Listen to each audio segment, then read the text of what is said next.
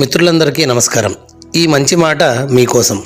మనకు ఊహ తెలిసినప్పటి నుంచి మనకు ఏం కావాలన్నా నీ దగ్గర ఇది ఉంటే నీకు అది దొరుకుతుంది అని మనకు అడుగడుగున తారసపడే విషయం ఒకే ఒకటి, ధనం మూలమిదం జగత్ అని. ఈ విషయాన్ని చాలా సూక్ష్మంగా మనకు కళ్ళకు కట్టినట్టు చూపించిన వారు సంస్కృత కవి భర్తృహరి గారు. యస్యాస్తి విత్తం స నరకులీనః స పండితః స శ్రుతవాన్ గుణజ్ఞః సయేవ వక్తా స చ దర్శనీయః సర్వే గుణాః కాంచనమాశ్రయంతి. అనగా ఒక ధనవంతుణ్ణి ఈ లోకం చూసే తీరు ఎలా ఉంటుందంటే, అతడు ధరించిన ఖరీదైన వస్త్రాభరణాలను చూసి ఉత్తమ వంశంలో జన్మించిన వాడిగా, మరియు పెద్ద చదువులు చదివినవారు, పెద్ద విద్యా సంస్థలు అతడికే అన్నీ తెలుసు అనుకుంటారు. మరియు అతడి పేరు కీర్తి దశ దిశలు వ్యాపిస్తుంది.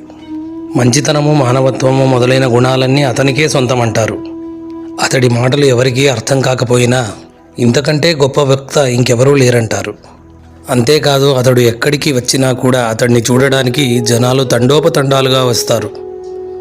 ఇదంతా ఒక మనిషికి ఇస్తున్న విలువ కాదు, అతడి దగ్గరున్న ధనానికి ఇచ్చినటువంటి విలువ. ఈ మాటలు మీ అనుభవాలే అయితే నిజమే అని కామెంట్ చేయండి, లైక్ చేయండి, సబ్స్క్రైబ్ చేయండి. మరి ఒక మంచి మాటతో కలుద్దాం.